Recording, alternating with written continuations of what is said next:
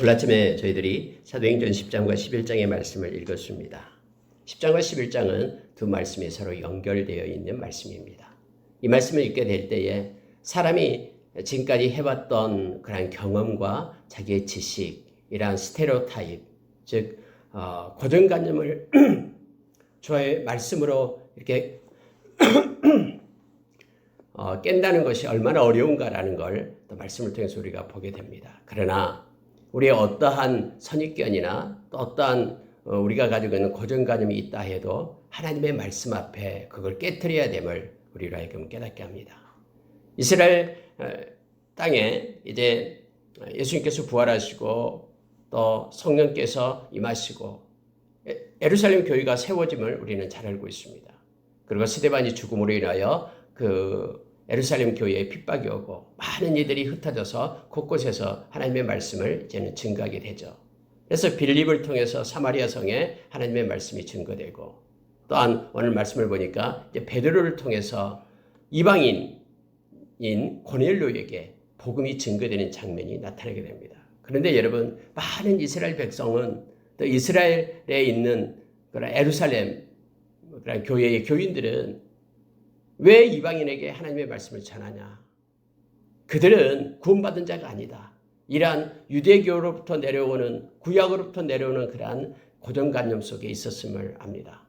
근데 하나님께서는 오늘 베드로를 통해서 그 고정관념을 깹니다. 그리고 열방에 있는 모든 민족에게 하나님을 경외하는 자에게 구원이 있음을, 그리고 예수 그리스도를 믿는 자에게 생명이 증거됨을 오늘 이 말씀을 통해서 우리에게 가르쳐 줍니다. 이 일을 누가 하시냐면은 하나님이 하셔요. 사람들의 힘에 의해서 이것이 이루어지지 않습니다. 또 그렇게 이루어질 수도 없고요. 능력도 힘도 없어요. 미시오 데이, 선교하시는 하나님께서 하나님이 친히 그렇게 역사하시고 계심을 합니다. 오늘 말씀을 좀 더 구체적으로 보고 우리가 기도하는 시간을 갖도록 하겠습니다. 여러분, 고넬료를 소개를 합니다. 10장 1절에 보면 이렇게 말합니다. 가이사라에 고넬료라는 사람이 있으니 이달리아 부대라 하는 군대의 백부장이라. 그가 경건하여 온 지방과 더불어 하나님을 경외하며 백성을 많이 구제하고 하나님께 항상 기도하더니, 이렇게 성경 기록이 됩니다. 그에게 네 가지 것을 성경 말하고 있는데 다 기억으로 시작되는 것이죠. 첫째, 경건하다. 경건하다라는 것은 하나님과 함께한다라는 뜻입니다. 그리고 그는 하나님을 경외한다. 하나님을 높이고 하나님께 영광을 돌리는 사람이죠. 경외한다라는 것은요, 그 마음의 중심에 하나님이 있다라는 거예요. 그리고 하나님을 경배하고 높이고 사랑하는 것을 얘기합니다. 그리고 그는 하나님의 마음을 가지고 있기 때문에 긍휼한 마음을 가지고 구제하는 자입니다. 그리고 그는 하나님과 교통하기 위하여 기도하는 자였음을 성경 말합니다. 그래서 경건하고 경외하고 구제하고 기도하는 일. 이렇게 성경은 그의 모습을 네 가지를 통해서 기록을 하고 있음을 보게 됩니다. 야고보서에 보면은 야고보서 1장에서 하나님 아버지 앞에서 더러움이 없는 경건은 환난 중에 고아와 과부를 돌보고 자기를 지켜 세속에 물들지 않게 하는 것이다 라고 말합니다. 다시 말하면 경건은 하나님과 함께하는 것이기 때문에 하나님의 마음을, 그 긍휼의 마음을 마음 가운데 받는 이들이죠. 그래서 하나님의 마음을 가지고 사랑하고 서위받고 힘든 사람에게 그렇게 긍휼을 베푸는 자가 됨을 알게 합니다. 여러분, 골로새서 3장 12절에서 우리로 하여금 옷을 입으라라고 얘기합니다. 5가지 옷을 얘기하는데 그게 바로 긍휼의 옷을 가장 먼저 나오죠. 하나님의 옷은 긍휼의 옷, 자비의 옷, 그리고 겸손의 옷, 온유의 옷, 오래 참음의 옷을 입으라라고 말합니다. 이것이 하나님의 백성들이 입어야 될 옷을 우리에게 가르쳐 주죠. 우리의 마음이 입어야 될 옷, 우리의 마음 가운데 긍휼과 자비와 겸손과 온유와 오래 참음의 마음이 있어야 됨을 성경은 우리에게 가르쳐주고 있는 거예요. 그런데 이 고넬료는 하나님 앞에 경건해서 긍휼의 옷을 입음으로 인하여 구제를 합니다. 그리고 하나님 앞에 기도하는 자였으며 하나님을 기도로 높이며 경외하는 자로 이렇게 나타나고 있습니다. 여러분, 기도한다라는 것은요, 규칙적으로 시간을 정해놓고 하나님 앞에 기도하는 자를 얘기합니다. 하나님께서 알고 있어요. 제가 언제 기도하기 때문에 내가 그때 그에게 어떤 은혜를 주어야지 라고 하나님께서 기억하고 있는 거예요. 이제 때가 되었습니다. 그는 제9시에 기도 시간을 정해놓고 기도했습니다. 9시라고 하면은 오후 3시를 얘기합니다. 오후 3시에 정해놓고 하나님 앞에 엎드려 하나님과 그러한 경건의 시간을 갖고 있을, 기도의 시간을 갖고 있을 그때에 하나님은 천사를 그에게 보냅니다. 그리고 그에게 나타나서 이렇게 말합니다. 고넬료가 주목하여 보고 두려워 이르되 주여 무슨 일이니까? 천사가 이르되 내 기도와 구제가 하나님 앞에 상달되어 기억하신 바 되었으니 나는 지금 욥바로 사람을 보내서 베드로라는 시몬을 청하라. 이렇게 말하는 거예요. 다음에 여러분 11장에 보면은요, 베드로가 이렇게 고백하는 것 중에 이렇게 말합니다. 14절에 보니까 11장 14절에 그가 너와 내 온 집이 구원받을 말씀을 내게 이르리라 함을 보았다 하거늘. 10장에는 나타나 있지 않는데 11장에서 이 말씀을 통해서 뭐냐면 이 천사가 나타나가지고 고넬료에게 하는 말이 뭐냐면 이거예요. 너와 내 온 집이 구원받을 말씀을 내게 이르리라. 그러니 너는 욥바에 있는 베드로를 청하라. 그러면 그가 와서 구원받을 말씀을 너에게 이룰 것이다. 라고 하나님께서 그에게 은혜를 베풀었음을 알게 합니다. 그래서 여러분, 원래 고넬료는 하나님을 섬기는, 하나님을 경외하는 이였지만 이제 정말로 진짜 복음을 베드로를 통해서 받게 된다라는 거예요. 구원받을 말씀을, 복음을 그가 받게 될 것이다 라고 천사가 가르쳐 주는 거예요. 그래서 여러분, 그 즉시 성경에 보니까 하인들 2명하고 그가 백부장이었기 때문에 그 밑에 부하 경관한 자 1명을, 3명을 보냅니다. 욥바까지 한 이틀 정도 떨어져 있는 그 거리까지 보내는 거예요. 자, 근데 그들이 이제 순종하며 갑니다. 욥바로 가요. 가이사랴에서 욥바까지 가는 거예요. 이틀을 걸려서 갑니다. 그런데 여러분, 성경 보십시오. 9절에 보시기 바랍니다. 이튿날 그들이 길을 가다가 그 성에 가까이 갔을 그때에 베드로가 기도하려고 지붕에 올라가니 그 시각은 제6시더라. 베드로는 6시에 기도해요. 여러분, 그때 당시 이스라엘 백성들은 하루에 3번씩을 주로 정하고 기도하는데 그게 3시, 6시, 9시 기도일을 갖습니다. 그러니까 아침 9시, 12시, 오후 3시. 베드로는 12시 기도를 하기 위하여 12시쯤 이제 배가 좀 출출하죠. 그때 지붕에 올라가서 기도합니다. 여러분, 이때 지붕은 이렇게 평평합니다. 팔레스타인 지역의 지붕은 평평해요. 그래서 외부로 지붕에 올라갈 수 있는 그런 공간이 됩니다. 우리 나라에도 그 슬라브 지붕 치듯이 이렇게 지붕이 평평합니다. 그래서 지붕에는 한적해서 그곳에 가서 주로 기도의 시간을 갖곤 했습니다. 베드로도 역시 제6시에 올라가서 기도할 때에 하나님께서 베드로에게 나타납니다. 그리고 놀라운 환상을 열어서 보여주는 거예요. 각종 그러한 4발 가진 짐승, 기는 것, 공중에 나는 것들을 싸고 있는 이 보자기가 하늘로부터 딱 내려오는 거예요. 그러면서 베드로야, 잡아먹으라. 베드로 깜짝 놀라는 거예요. 뭐라고 얘기하면, 하나님, 저 지금까지 속된 거 먹어본 적 없어요. 율법 따라 지켰어요, 이거예요. 율법에서 말하고 있는 그런 속된 짐승들, 먹지 말아야 될 짐승들, 이 비늘이었고, 이런 짐승들, 물고기뿐만 아니라 돼지를 비롯해서 여러 가지 짐승들이 있잖아요. 이것들 저 먹어본 적 없습니다 라고 말하는 거예요. 속되고 깨끗하지 않은 것 결코 먹지 아니하였습니다 라고 거부하는 거예요. 하나님께서 이 말씀을 합니다. 자, 15절에 보시기 바랍니다. 두 번째 소리가 있으되 하나님께서 깨끗하게 하신 것을 네가 속되다 하지 말라. 이 말씀을 합니다. 하나님께서 깨끗하게 하는 것을 너 기준과 너 판단으로 속되다 하지 말라 라고 말하는 거예요. 이런 일이 3번이나 있습니다. 그리고 그 그릇이 하늘로 올라간 그런 환상을 열어주는 거예요. 여러분 보십시오. 하나님이 지금 역사하는데요. 어느 순간에 역사하고 있습니까? 기도 중에 역사하는 거예요. 고넬료가 기도할 때 천사가, 하나님의 천사를 보내서 그에게 말씀을 했고요. 베드로가 기도할 때 하나님은 베드로에게 그의 환상을 열어서 하나님 그를 가르치고 있음을 보게 됩니다. 여러분 참 이게 아이러니컬하게 돼요. 자, 구약에 나타나는 모든 이러한 그 의식법이 있잖아요.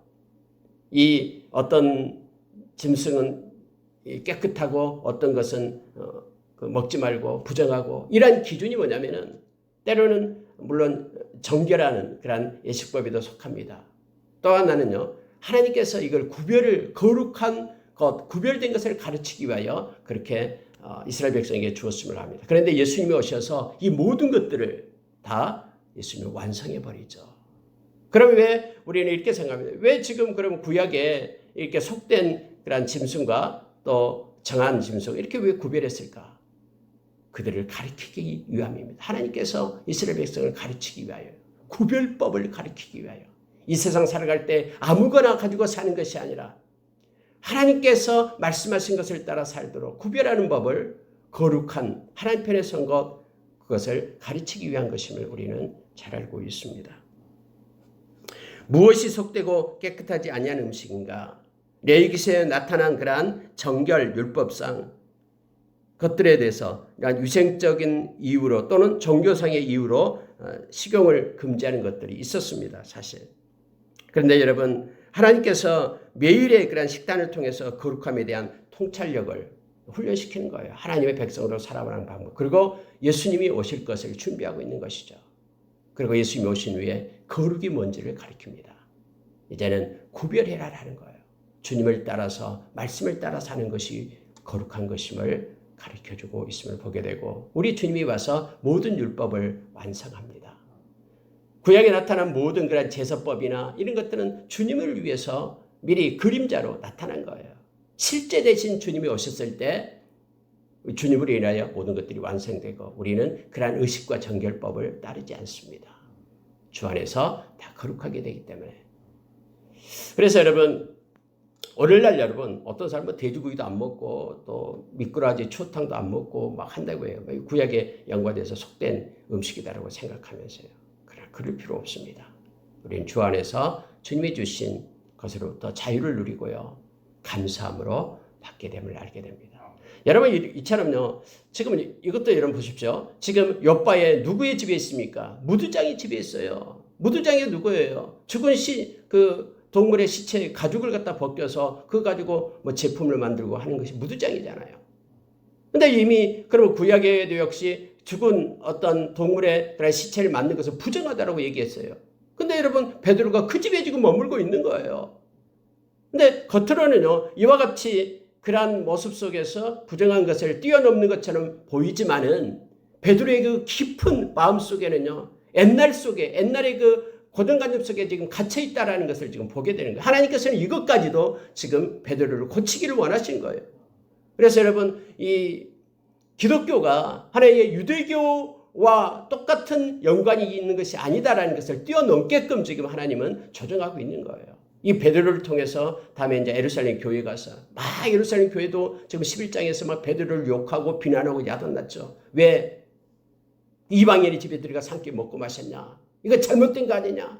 하면서 베드로를 말할 때 하나님이 그렇게 하셨는데 내가 하나님 앞에서 하나님을 거역할 수 있느냐? 하면서 하나님의 행하심에 대해서 그들의 마음을 변화시켜요. 그래서 여러분 11장에 가면 그들이 이렇게 고백을 합니다. 이방인에게도 생명 없는 회개를 하나님께서 주셨구나 하면서 그들이 하나님께 영광을 돌렸다라고 말하고 있습니다. 여러분 특히 요즘도 여러분 이 믿는 사람들이요 한번 딱 마음이 이렇게 굳어지면요 이거 돌이키기가 어렵습니다. 고집이 더 세요. 믿지 않는 사람보다 더 셉니다. 마음이 한번 그래서 막 서로 막 원수가 되고 막 하잖아요. 근데 여러분 이 모든 것 위에 우리는 말씀을 붙들어야 됩니다. 말씀이 이렇게 말하고 선포되는 대로 우리는 순종하며 따라가야 됩니다. 우리의 지금까지 경험, 스테레오타입, 이 고정관념, 선입견, 그 지식, 그 모든 것들이 말씀 아래에 두는 훈련을 우리가 해야 됨을 알게 합니다. 하나님의 일처럼 베드로가 기도할 때에 또 고넬료가 기도할 때에 기도하는 사람끼리 서로 연결시키는 거예요. 앞으로는 여러분요 이 기도의 운동이 그렇게 일어날 겁니다. 저기 열방 곳곳에서 기도하는 중에 어떤 하나님께서 성령께서 동일한 성령님께서 어떤 은혜를 주는 거예요. 또 이 땅에서 기도하는 사람에게 또 은혜를 주는 거예요. 그래서 한 성령님께서 하나의 그런 하나님의 뜻을 이렇게 연합해서 이루어가도록 그런 마지막 때는 기도의 역사들이 나타나게 됩니다. 고넬료의 기도와 또 이처럼 베드로의 기도를 통해서 하나님께서 원하시는 일을 이루어가듯이 이러한 일들이 앞으로도 있게 됨을 우리는 기대하고 알게 됩니다. 여러분, 딱 그때에 이렇게 성경이 말하는 거예요. 바로 그때에 그 사람들이 그곳에 이틀째 온 그때에 하나님께서는 베드로에게 환상을 열어서 맞춥니다. 여러분, 하나님의 때는 이처럼 정확해요. 그래서 우리가 막 조급해할 필요가 없어요. 우리는 막 조급해가지고 안달하지만은 그러나 하나님의 때는 정확하기 때문에요. 하나님은 실수를 하지 않습니다. 다 알고 있기 때문에. 그래서 우리는 하나님을 신뢰하며 의지해야 됩니다.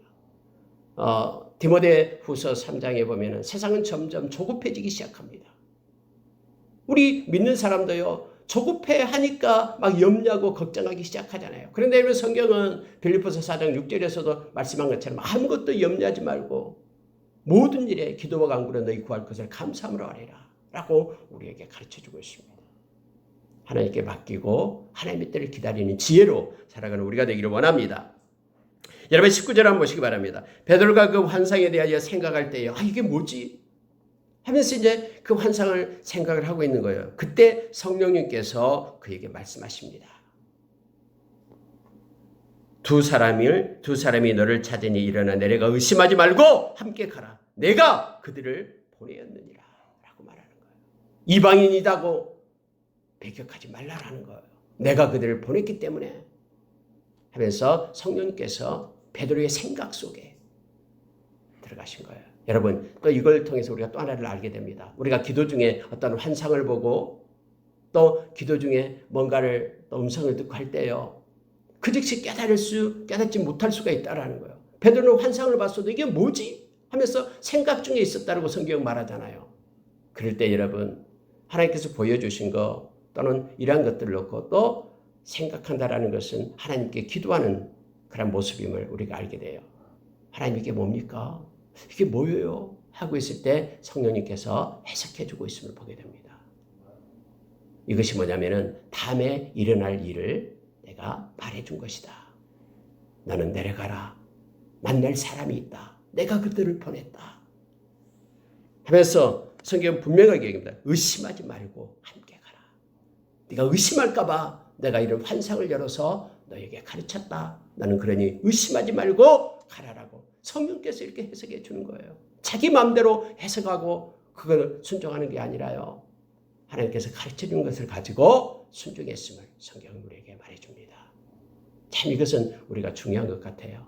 우리가 또 때로는 기도하고 올 때 하나님께서 환상을 열어주고 또는 이러한 성령의 역사, 성경에 나타난 일들이 우리에게도 일어나요. 그러나 그때에 내 임의로 그것을 해석하지 말고 하나님께서 가르쳐 주신 대로 그것을 순종해야 됨을 말씀을 통해서 우리가 지혜를 얻게 됩니다.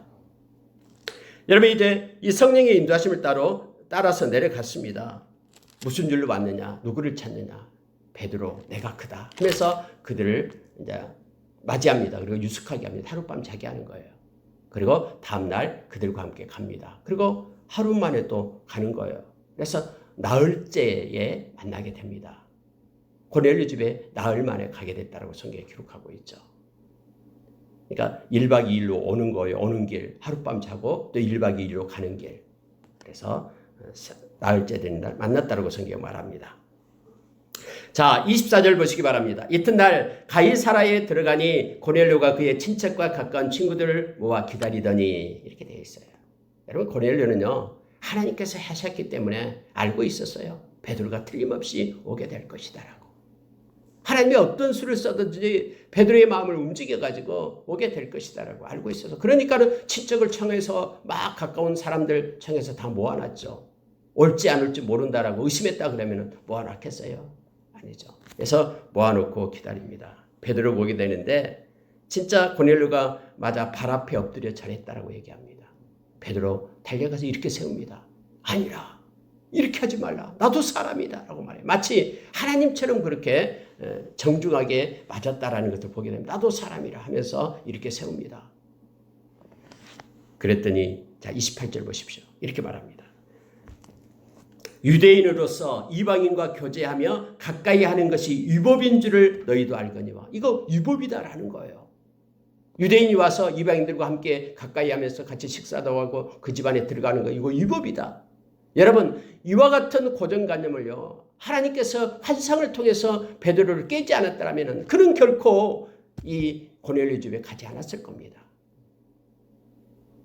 하나님께서는 이 고넬료의 그런 마음과 생각, 그것을 생각에 개입해서 그걸 변화시키기 시작하는 거예요. 그리고 이방인 그 고넬료 집에 왔다라는 겁니다. 하나님께서 내게 지시하사 아무도 속되다 하거나 깨끗하지 않다 하지 말라 하시기로 부름을 사양하지 아니하고 왔노라 묻노니 무슨 일로 나를 불렀느냐. 여러분, 베드로는 알았어요. 그 환상이 무슨 내용인지를 알고 있어요. 지금 적용하고 있잖아요. 하나님께서 내게 지시하사 뭘로? 환상으로 아무도 속되다 하거나 깨끗하지 않다 하지 말라. 이 속된 짐승들 이것들 잡아먹으라 라고 말하는 그것 속에서 하나님이 내게 지시하신 것을 정확히 베드로는 지금 알고 있다라는 거예요. 아무도 속되다 하거나 깨끗하지 않다 하지 말라라고 하나님이 그렇게 명령했기 때문에 그 말씀 내가 믿고 왔다. 무슨 일로 나를 불렀냐 라고 말할 때에 이제 고넬료가 자기가 기도 중에 나타난 사실을 쭉 얘기합니다.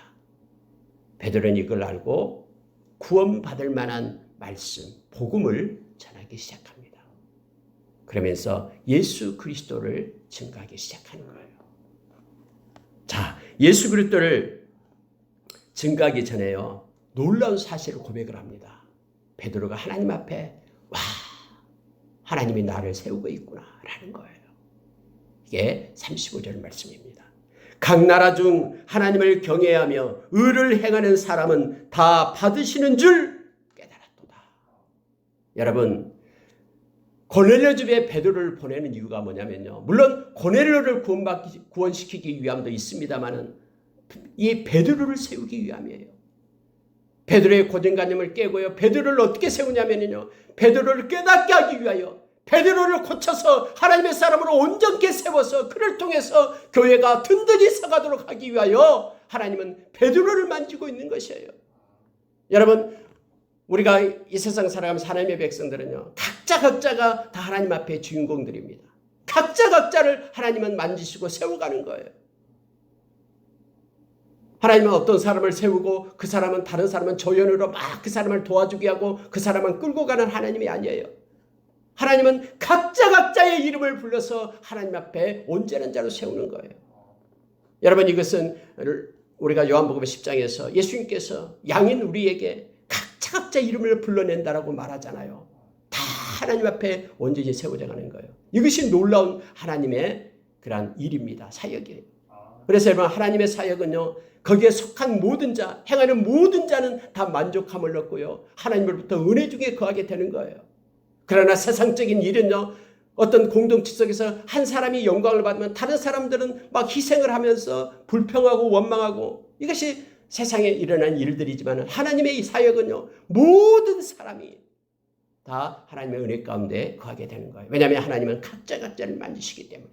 오늘 고넬료의 집에 있는 모든 사람들 뿐만 아니라 베드로와 함께 갔던 모든 사람들, 베드로 모두가 다 하나님은 세우시고 깨닫게 하고 온전케 하고 계심을 말씀을 통해서 우리가 보게 되는 겁니다. 38절 보시기 바랍니다. 베드로가 예수 그리스도를 소개할 때 이렇게 합니다. 하나님이 나사렛 예수에게 성령과 능력을 기름 붓듯 하셨으며. 여러분, 성령님을 우리가 나타낼 때에 여러 가지 형태로 우리가 말을 합니다. 비둘기같이 오시고 불같이 오시고 생수같이 오시고 또한 기름같이 부음받고, 여기서는 지금 기름같이 성령님을 부었다라고 말하죠. 성령의 기름 부음이 있게 될 때에 요한일서 2장 27절에서는 우리로 하여금 깨달음을 주신다라고 말하죠. 다 성령님이 가르쳐준다라고.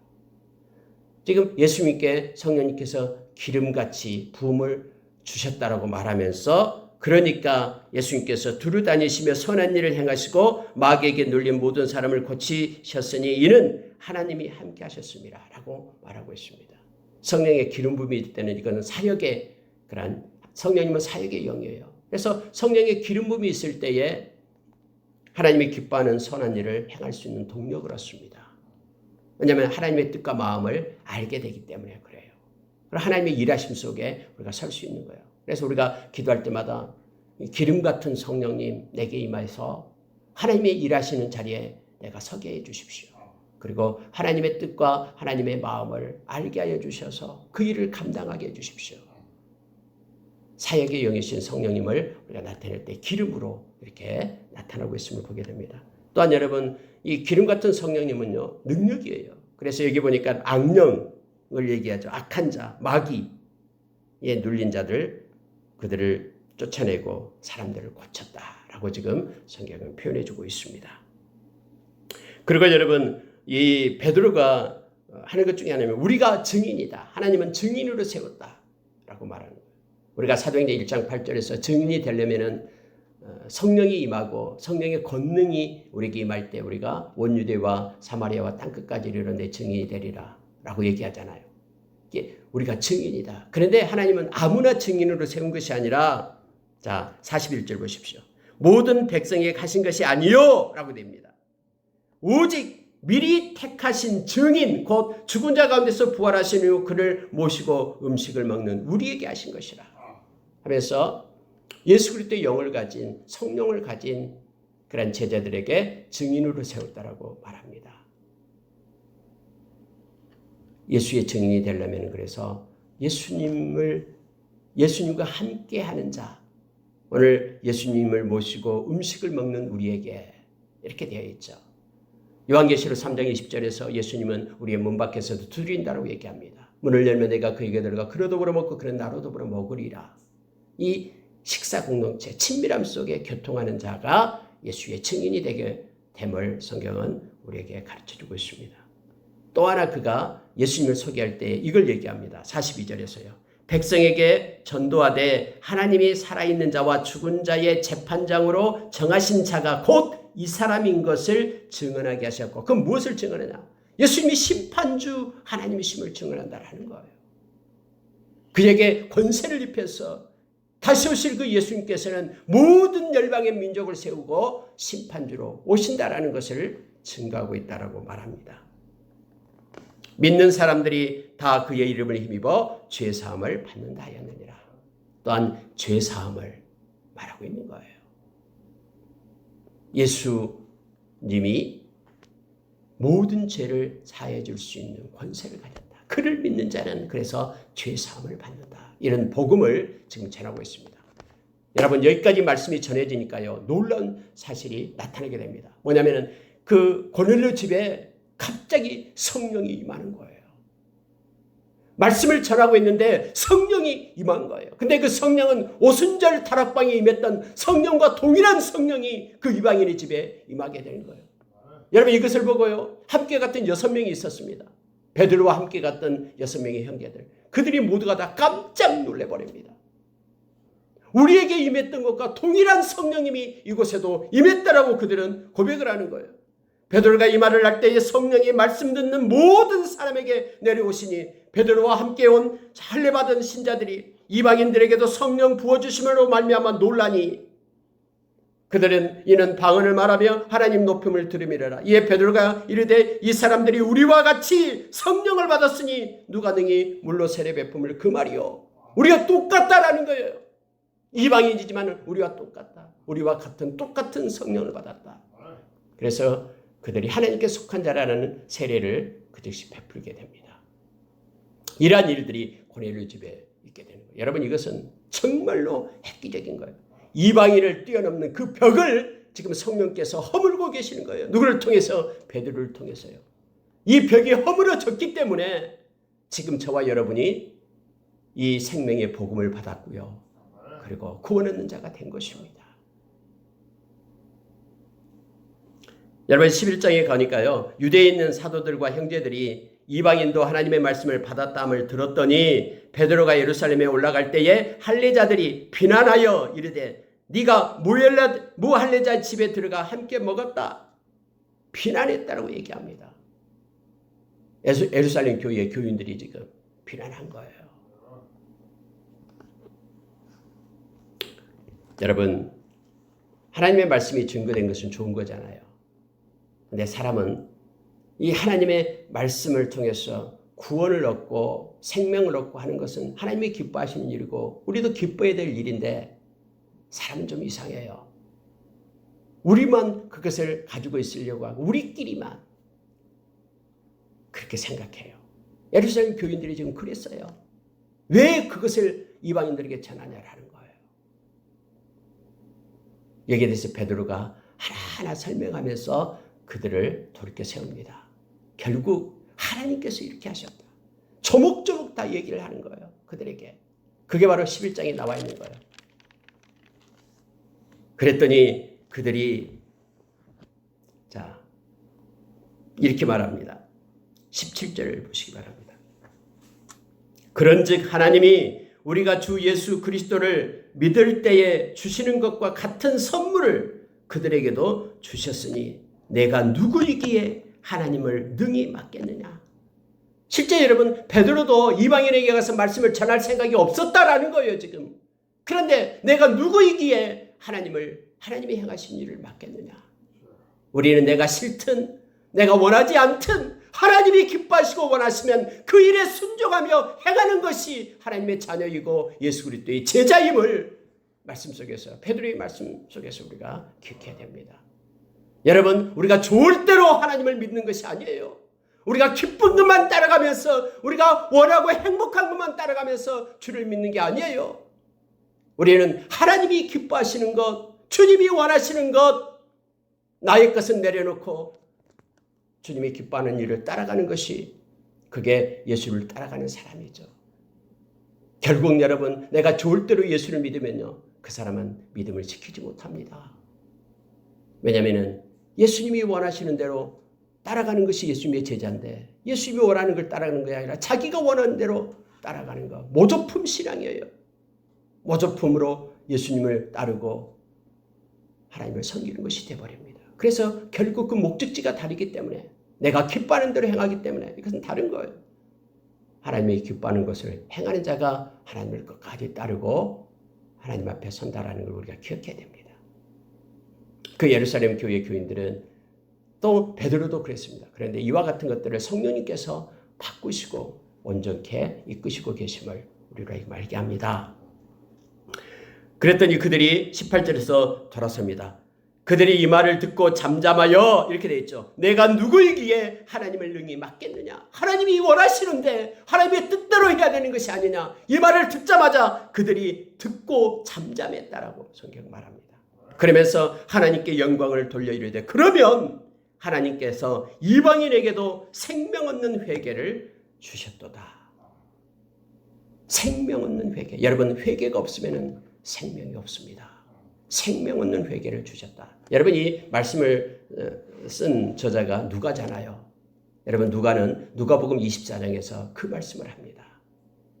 이 회개가 예루살렘에서 시작하여 모든 열방 가운데 회개가 이르게 될 것이다라고. 이 생명 얻는 회개가 예루살렘에서 복음과 함께 시작해서 모든 열방 가운데 이르게 돼서 다 구원 얻는 역사가 있게 됨을 누가는 말하고 있는 것입니다. 그럼 누가는 이걸 얘기하는 거예요. 복음이 증거되는 곳에는 반드시 회개가 있다라는 것을 말하고 있는 것입니다. 천국은 그래서 회개하는 자가 가는 거예요. 만약에 우리가 복음을 받았다고 하면서 진심으로 하나님 앞에 회개함이 없다 그러면은 우리는 그 복음을 진실로 받는 것이 아니에요. 생명 얻는 회개가 이방인들에게 주어졌다라고 그들이 고백하고 있음을 보게 됩니다. 말씀을 마치겠습니다. 안디옥 교회가 세워지는 장면이 이제 하반절에 기록이 되고 있습니다. 자, 여러분 19절 20절 보고 마치겠습니다. 그때 스데반의 일로 일어난 환란으로 말미암아 성경은 분명하게 얘기해요. 스데반이 이렇게 돌 맞아 죽는 그 일이 우리가 보면은 슬픈 일이고 순교하는 일이니까요.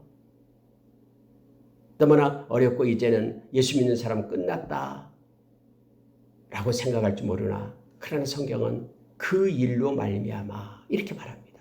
그 환난으로 말미암아 흩어진 자들이 베니게와 구브로와 안디옥까지 이르러 유대인에게만 말씀을 전하는데 그 중에 구브로 구레네 몇 사람이 안디옥에 이르러 헬라인에게도 이방인이죠. 주 예수를 전파하니 주의 손이 그들과 함께 하심에 수많은 사람들이 믿고 주께 돌아오니라 라고 성경은 기록하고 있는 거예요. 스데반의 그 환란이 불씨가 되어 곳곳에 생명이 증거됐다라고 지금 성경은 확증해주고 있는 거예요. 예수 믿는 사람들이 때로는 환란을 당하나 하나님은 그 환란을 통해서 더 큰 하나님의 역사가 이루어지고 있음을 우리는 기억을 해야 됩니다. 그래서 헬라인들에게도 이제 말씀을 전하는데 오늘 성경이에요. 여러분 우리가 말씀을 전할 때 그것을 끝나는 게 아니에요. 우리가 뭐 능력이 있어서 힘이 있어서 그 말씀을 믿고 그들이 예수 믿고 말씀을 듣고 예수 믿고 돌아오는 게 아니에요. 그럼 하나님의 손이 함께해야 됩니다. 오늘 그것을 성경은 말해주고 있잖아요. 주의 손이 그들과 함께 하심에 그들이 돌아오게 되었다. 주께 돌아오더라 라고 되어 있습니다. 우리가 행하는 것은 아무것도 없고요. 하나님은 우리를 통해서 하나님을 역사하시는 거예요. 여러분 이렇게 해서 안디옥에 교회가 세워지는 장면이 나옵니다. 그 안디옥에 이제는 바나바가 파송되고 바나바는 다소에 가서 이제 사울을 데리고 옵니다. 그리고 안디옥 교회에 가서 같이 교육을 합니다. 하나님의 말씀을 1년 동안 그곳에 가르칩니다. 비로소 그곳에서 그리스도인이라는 명칭이 나타납니다. 크리스찬이라는 단어가 거기에서 나타나는 거예요. 물론 이 크리스찬이라는 단어는 사람들이 그를 비난할 때 쓰는 거예요. 이방인들이 저 사람들이 예수 믿는 사람들이야. 예수께 속한 사람들이야. 참 유별나 하면서 그들 특징적인 것을 말할 때 썼던 단어입니다. 그러나 그것이 오늘날 저와 여러분이 갖는 크리스천, 예수에게 속한 사람들, 이 이름이 됐음을 우리는 합니다. 그들은요, 복음을 받자마자 여기 성경에 보니까는 이게 나오잖아요. 아가보라는 사람이 애언을 합니다. 예루살렘에 흉년이 들 거다. 그런데 진짜 흉년이 들었어요. 그들은 복음을 받은 지 이제 1년, 2년밖에 안 됐지만은 가난한 먹을 것이 없는 예루살렘 교회를 향해서 너무나 주님의 그 긍휼의 마음이 있었기 때문에 야, 우리 형제들이 지금 굶고 있다. 우리가 돈을 모으자. 해서 그들이 십시일반 돈을 모아요. 그리고 바나바와 이 바울을 통해서요. 그 돈을 갖다가 헌금을 합니다. 예루살렘 교회에. 그 일이 지금 성경에 기록해요. 이를 실행하여 바나바와 사울의 손으로 장로들에게 보내니라. 제자들이 각자 그 힘대로 유대에 사는 사람들에게 부조를 보내기로 작정했다. 이거예요. 주 안에서 같은 형제, 이방인이지만 그들은 뭐 이방인들을 미워했지만 그래서 그들을 도와주고 구제하는 내용이 성경에 기록되어 있습니다. 말씀을 마치겠습니다. 오늘 여러분 사도행전 10장과 11장은요. 역사상 중요한 그러한 내용을 기록하고 있는 거예요. 이방인의 벽을 뛰어넘는 고정관념을 뛰어넘어서 생명의 말씀이 힘있게 증거되는 그러한 것을 하나님이 행하시고 있음을 보게 합니다. 저와 여러분도 이 세상에서 우리가 우리 것은 내려놓고 하나님의 인도하심을 따라서 말씀을 따라 순종하며 살아가는 자로 우리가 서기를 원합니다. 우리가 기뻐하는 대로 예수를 섬기는 것이 아니라 말씀대로 그리고 우리 주님이 기뻐하는 주님의 뜻대로 우리의 남은 생 주를 섬기며 주님 앞에 서기를 원합니다. 기도하겠습니다.